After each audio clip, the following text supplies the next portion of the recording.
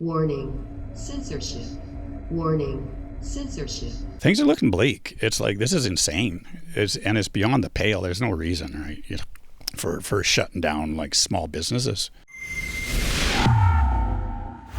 Faster than you could say NDP majority, British Columbia saw stricter restrictions based on COVID-19 given to us by Public Health Officer Bonnie Henry.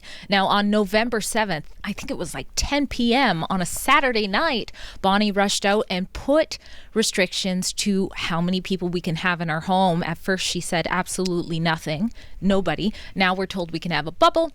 And she also immediately ceased some businesses, which included party buses and limo services.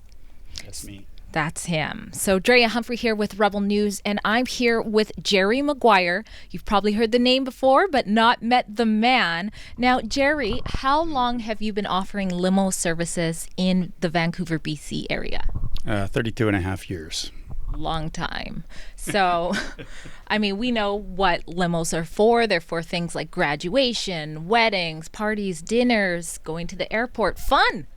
And fun has been heavily restricted during the pandemic. So let's take it back to the first time, or the beginning of the first lockdown we experienced based on COVID-19.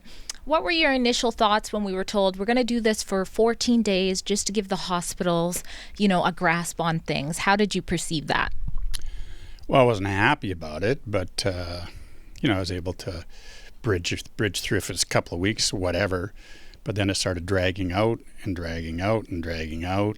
And it's like, whoa, I'm looking at the cliff edge here. This is pretty crazy. So I took some measures to fortify my situation a little bit.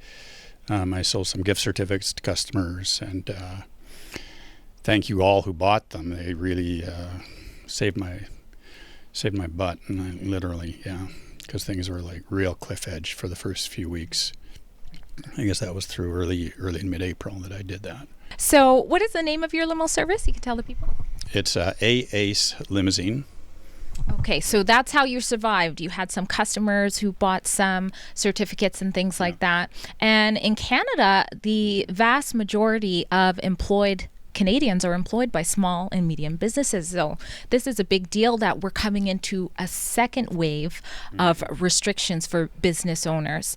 So now you're being told by Bonnie Henry it's just another 2 weeks. How does that make you feel? No, I don't believe it. We've heard this before. We've had this story before. It's like they're just going to do whatever they want to do.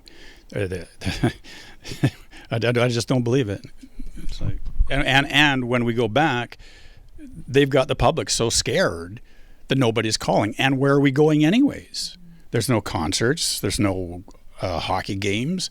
There's no weddings. There's, and are there going to be restrictions on how many people we can have in our cars?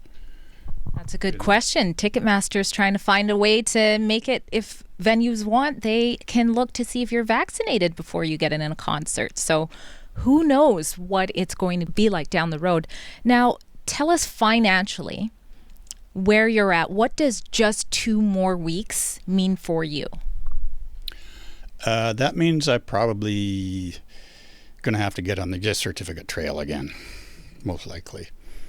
So you'll be able to survive, hopefully, with the gift certificates. And did lots of people redeem those gift certificates or over the summer and things?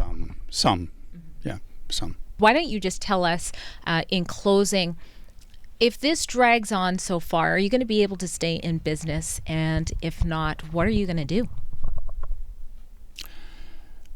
I keep selling gift certificates, I guess. I don't know, really. I mean, I used to do photography, but I'm sort of behind the curve on that.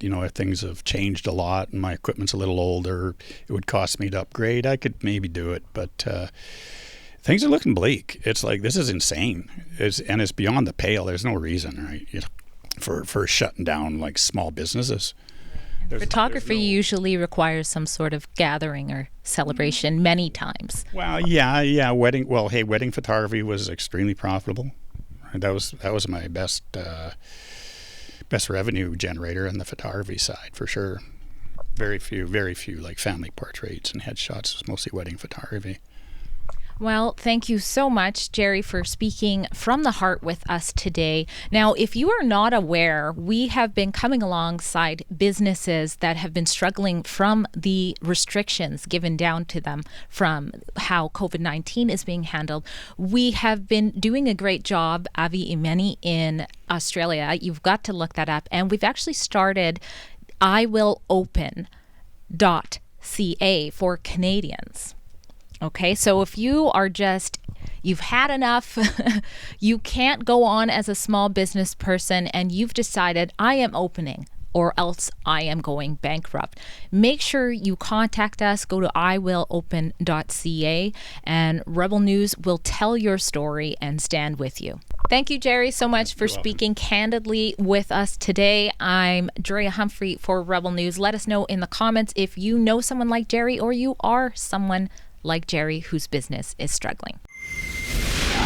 If you're a small or medium-sized business that has had enough with the restrictions on your ability to provide for your family, put food on the table, save for your kids' education, or just do the business that you love, Rebel News is ready to stand with you. We've opened up iwillopen.ca. Head there, tell us your story, and we'll tell it to everyone.